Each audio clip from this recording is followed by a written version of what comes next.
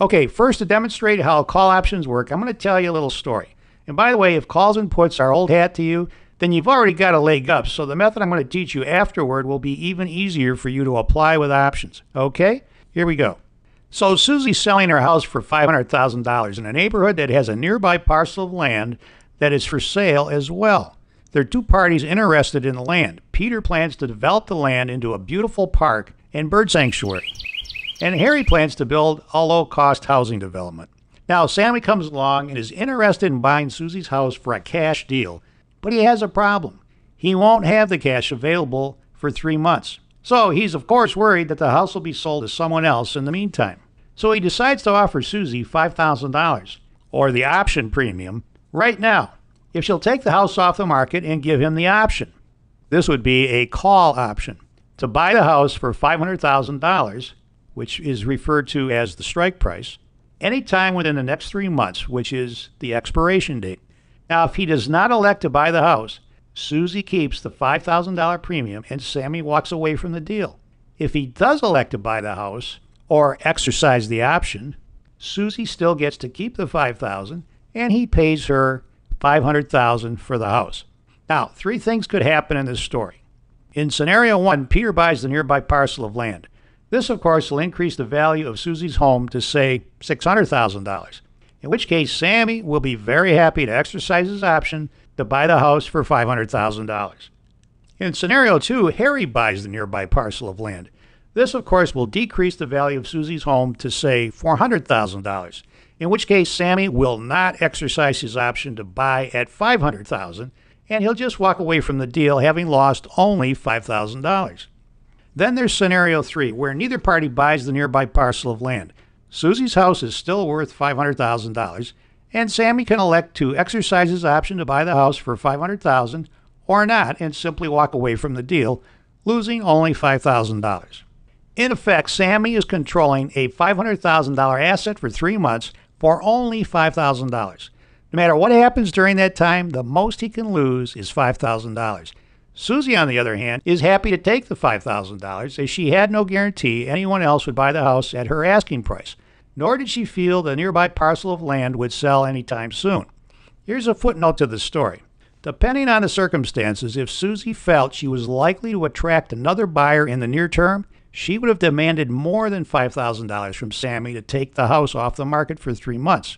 Likewise, with call options, the more the underlying asset is perceived to appreciate, the higher the premium demanded by the market for that call option. So now let's define this in trading terms and look at an actual example trade. A call option is a contract between 2 parties to exchange a stock at a strike price by a predetermined date. One party, the buyer of the call, has the right but not an obligation to buy the stock at the strike price by the future date, while the other party, the seller of the call, has the obligation to sell the stock to the buyer at the strike price if the buyer exercises the option.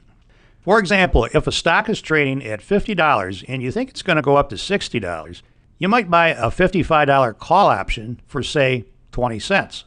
If the stock rose to $60, that would allow you to buy the stock at $55 even though it's valued at $60, netting you a $4.80 profit on each share. On the other hand, the person that sold you the call would be obligated to sell you the stock at $55 at a loss of $4.80. If the stock never rises above $55 by expiration date, the call expires worthless, and the call buyer is out 20 cents and the call seller keeps the 20 cents. Okay, now let's look at how put options work by revisiting Susie and Sammy from our earlier story. Sammy owns a truck worth $40,000. He's concerned that his truck might be damaged in an accident or even stolen. So Sammy decides to buy a zero-deductible insurance policy, or a put option, on the truck for the full amount of $40,000, which would be the strike price, from Susie's auto insurance company. Susie charges him $1,500. That would be the option premium for a 1-year policy, 1 year being the expiration date. Now, 3 things could happen in this story. In the first scenario, Sammy's truck is not damaged or stolen during the year, so Susie keeps the $1,500 premium.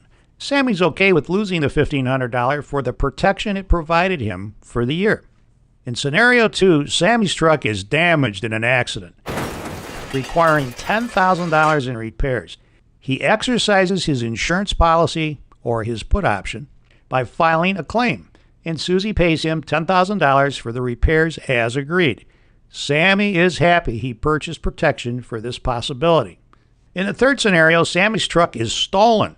He exercises his insurance policy, which is his put option, and files a claim, but this time for the full replacement value of his truck. And Susie pays him the full amount of $40,000 to buy a new truck. Sammy, of course, is very happy he purchased protection for this possibility. In any case, Susie's happy because she sold many such insurance policies, different put options, to other drivers, most which never filed a claim or never exercised their options, providing her with a net profit overall. And here's a footnote to this story. If Sammy had a poor driving record, that's more a risk to Susie, so she would have charged him more than $1,500 for the one-year insurance policy. On the other hand, if Sammy had an exemplary driving record, Susie could have charged him less, as the risk would be lower. Likewise, with put options, the higher the perceived risk, the higher the premium demanded by the market. Let's look again at a definition and a trading example. A put option, then, is a contract between two parties to exchange a stock, or an ETF, at a strike price by a predetermined date.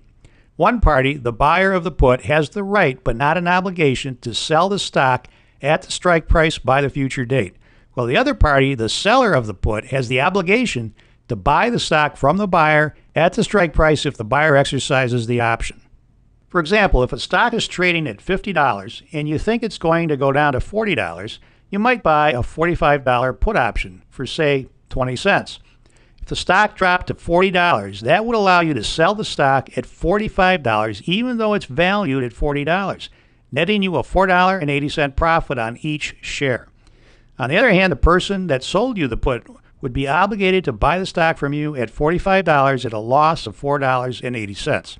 If the stock never drops below $45 by expiration date, the put expires worthless and the put buyer is out 20 cents and the put seller keeps the 20 cents. Thanks for watching this video, and I hope you enjoyed it. For more free training, go ahead and subscribe to our YouTube channel, like us on Facebook, and visit ProfitsRun.com. This is Bill Poulos wishing you good trading.